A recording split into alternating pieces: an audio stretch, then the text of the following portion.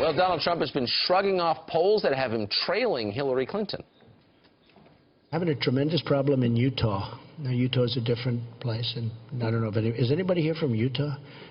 I mean, it's I didn't think so. Pennsylvania's a little further off, but I think we're going to win Pennsylvania because the miners. She wants the miners out of business. She wants steel out of business. So is Trump seeing something in the polls that the rest of us are not? And what is the state of play in this race for real? Joining us now with the answer, Cliff Young, he's president of Ipsos Public Affairs, Emily Eakin, she's director of polling at the Cato Institute, and Dr. John Johnson, a polling expert and author of Every Data. It's great to see you all. So first to you, John.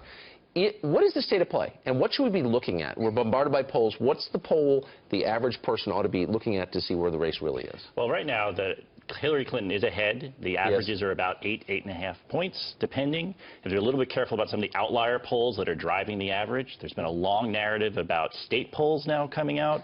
A lot of the key states are all tilting towards Hillary Clinton, so right now it's safe to say Hillary Clinton is in the lead.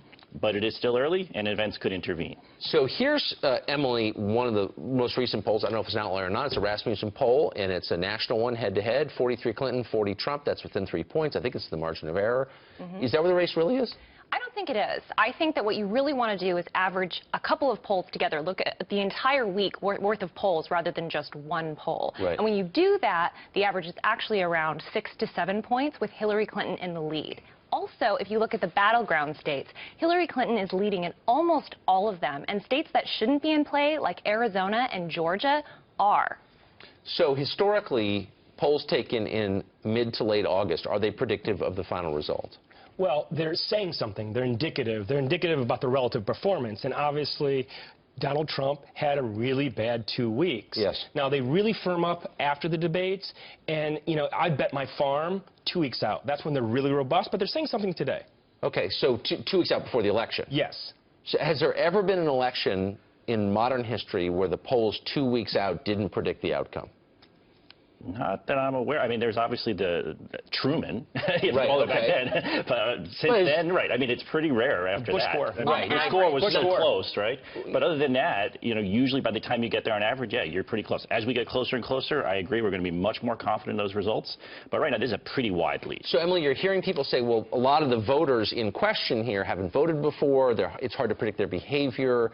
This is an anomaly, this election. Is that a fair analysis? It's possible. We definitely see some soft support for Donald Trump, and we do see the shy Trump voter as well in polls. And what I mean by that is that some people are a little bit reluctant to admit that they're voting for Donald Trump in the polls, and so it might actually be underestimating his support. That's the only thing that I would say that might be, you know, working in Donald Trump's favor, but probably not, because if you take a bunch of polls, average them together over the course of a week, Hillary Clinton is still in the lead. But there is some good news for Donald Trump that I think is worth bringing into this conversation, which is political scientists have forecasting models where they try to predict the outcome of the election on the basis of the economic fundamentals of the economy, like economic growth and things like that. When they run those models, guess who wins? They find a Republican winning in November. But we're not seeing that materialize in the polls yet. So what that, I think, means is that this is Donald Trump's election to lose. I agree with that. But it's not materializing yet. Yeah, interesting. And the reverse Bradley effect, so-called, the idea that it's so embarrassing to say you support Trump that you're going to do it anyway but not tell anyone. How real is that, and is it measurable? Well, it's really difficult to say. It's really difficult to measure. It could be there. We're not quite sure. Probably people that are shy Trump supporters just won't show up on the election day. And I want to add to what Emily was saying. Yeah, we're on the record, even I'm on the record, saying in August last year, this should be a Republican year. It's really his to lose. But what's going on? We have a database of about 600 elections around the world, and about 85% of elections are slam dunks. We know what's going to happen. 15% we call them disruptive elections. And that's when sort of an outsider candidate comes in, an anti-establishment candidate comes in. Usually the public opinion is surly and angry, and that's what we have. That's the scenario we have. The question is he just a spoiler or a game changer? So far, the polls are suggesting he's underperforming versus what he should be doing. Right. Is this Brexit or the Romney election? Exactly. This is the question. All right. Thanks a lot. That was super interesting. Thanks for getting